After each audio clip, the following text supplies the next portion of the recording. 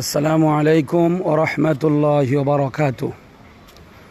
জামিয়া আরবিয়া দারুল উলুম সান্তাহার, আদমদিঘি, বগুড়া একটা বড় প্রতিষ্ঠান, যেখানে নুরানি থেকে নিয়ে দাওরা হাদিস পর্যন্ত খুব সাফল্যের সহিত দীর্ঘদিন থেকে শিক্ষা কার্যক্রম চালিয়ে আসছে। তাই সুপ্রসিদ্ধ এক মাদ্রাসা।